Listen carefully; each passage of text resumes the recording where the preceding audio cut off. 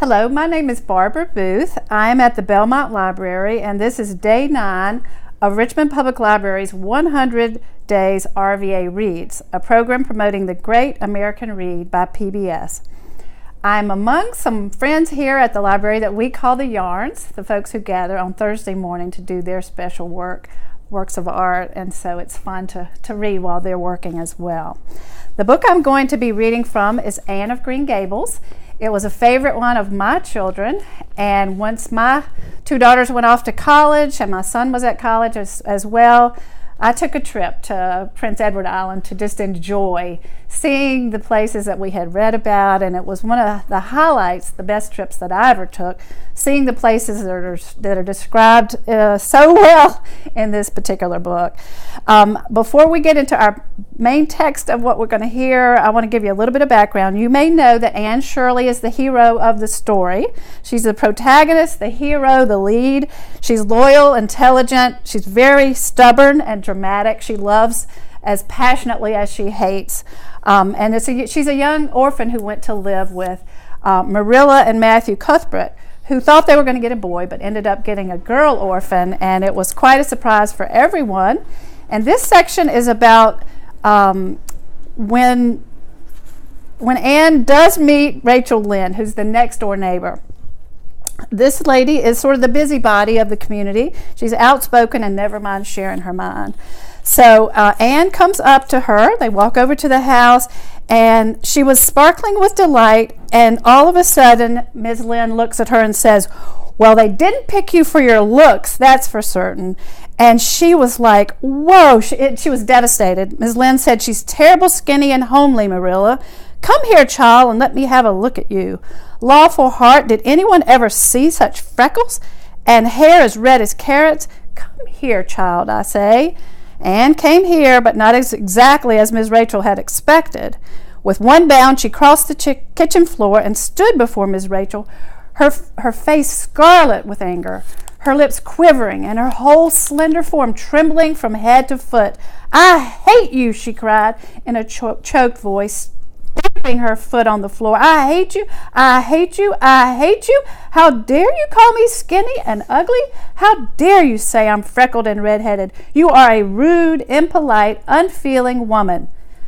Well, that did not go over very well. Anne was reprimanded, sent to her room, and Marilla was very horrified that Anne behaved in that way. So then the chapter title that we're going to read is called Anne's Apology. Marilla said nothing to Matthew. So Marilla and Matthew are brother and sister. Marilla said nothing to Matthew about the affair that evening, but when Anne proved still refractory the next morning, an explanation had to be made to account for her absence at the breakfast table.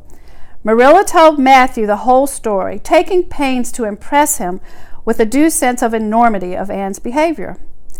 "It's a good thing Rachel Lynde got a calling down. She's a meddlesome old gossip." That was Matthew's consolatory rejoinder. "Matthew Cuthbert, I'm astonished at you. You know that Anne's behavior was dreadful, and yet you take her part. I suppose you'll be saying the next thing that she oughtn't to be punished at all." "Well, now, no, not exactly."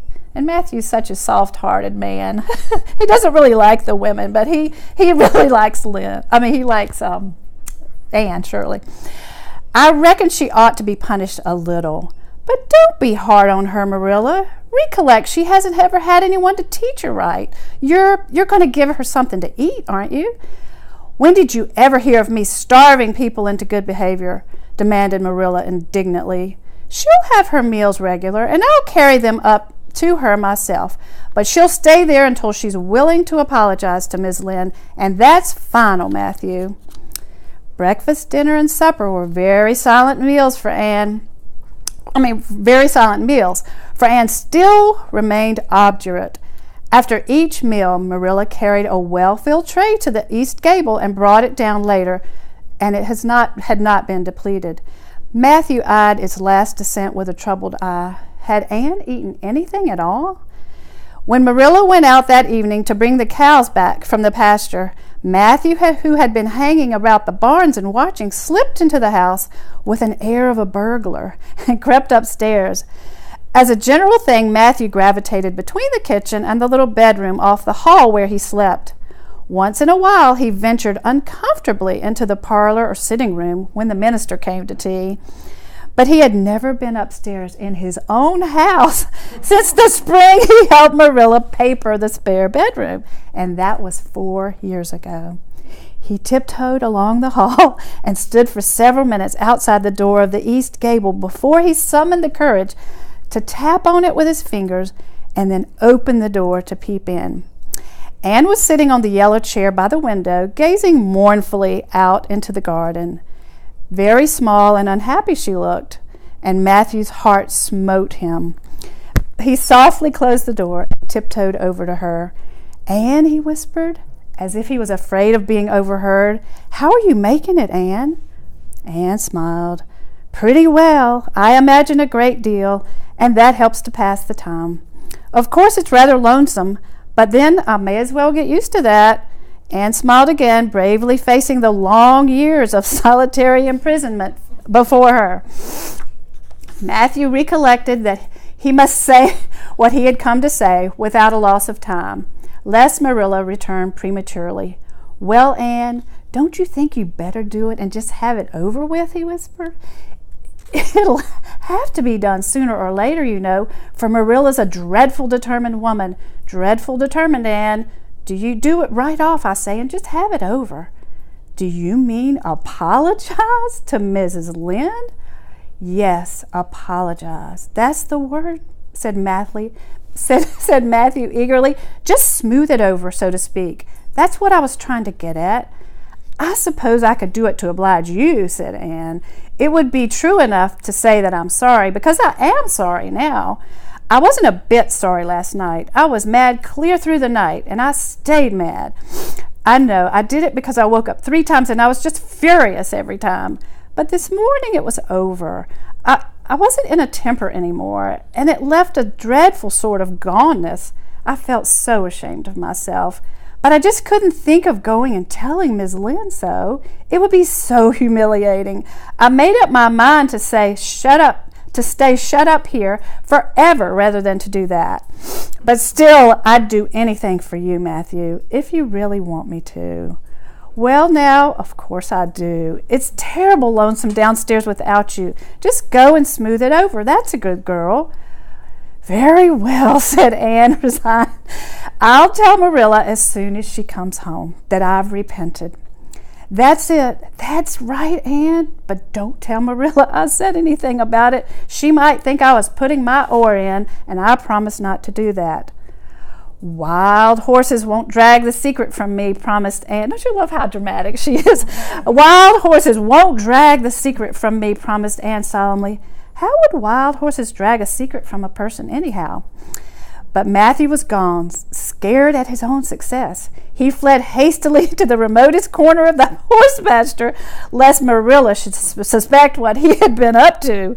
Marilla herself, upon the return to the house, was agreeably surprised to hear a plaintive voice calling, "Marilla," over the banisters. "Well," she said, going into the hall, "I'm sorry I lost my temper and said rude things, and I'm willing to go tell Miss Lynde so." "Very well." Marilla's crispness gave no sign of her relief. She had been wondering under what canopy she should if Anne did not give in. "I'll take you down after milking." Accordingly, after milking, behold Marilla and Anne walking down the lane, the former erect and triumphant, the latter drooping and dejected. But halfway down, Anne's dejection vanished as if by enchantment. She lifted her head, stepped lightly along, her eyes fixed on the sunset sky, and an air of subdued exhilaration about her. Marilla beheld the change disapprovingly. There was no meek penitent, just as such as it behooved her to take into the presence of the offended Miss Lynde. "What are you thinking of, Anne?" she asked. "I'm imagining what I must say to Mrs. Lynde," answered Anne dreamily. This was satisfactory, or should have been so, but Marilla could not rid herself of the notion that something in her scheme of punishment was going askew. Anne had no business to look so rapt and radiant. Wrapped and radiant, Anne continued until they were in the very presence of Miss Lind, who was sitting there knitting by her kitchen window. Then the radiance vanished. Mournful penitence appeared on every feature. Before a word was spoken, Anne suddenly went down on her knees before the astonished Miss Rachel and held out her hands beseechingly. "Oh, Mrs. Lind, I am so extremely sorry," she said, even with a quiver in her voice. "I could never express my sorrow, no, if I used up a whole dictionary. You must just imagine it. I behaved terribly to you, and I disgraced the dear friends Matthew and Marilla, who have let me stay at Green Gables, even though I'm not a boy. I am a dreadfully wicked and ungrateful girl, and I deserve to be punished and cast out by respectable people forever. It was very wicked of me to fly into a temper because you told me the truth. It was the truth, every word of it. My hair is red, and I'm freckled and skinny and ugly, but what I said was true about you, too. But I shouldn't have said it. Oh, Miss Lind, please forgive me. If you refuse, it will be a lifelong sorrow to me. You wouldn't like to inflict a lifelong sorrow on a poor little orphan girl, would you? Even if she had a dreadful temper. Oh, I'm sure you wouldn't. Please say you forgive me, Miss Lind." Well, I will not tell you what happens after that, because it is quite worth the read to see what that apology really sets in place. Thank you for listening with me and enjoying that segment of Anne of Green Gables. If you like what you heard, all 100 books are available at your local Richmond library. Do you want to be the next reader? This can happen for you as well. Visit rvalibrary.org/100days. Join our Facebook group and subscribe to our YouTube channel at Richmond Public Library 100 Days. Richmond, let's read. Yay!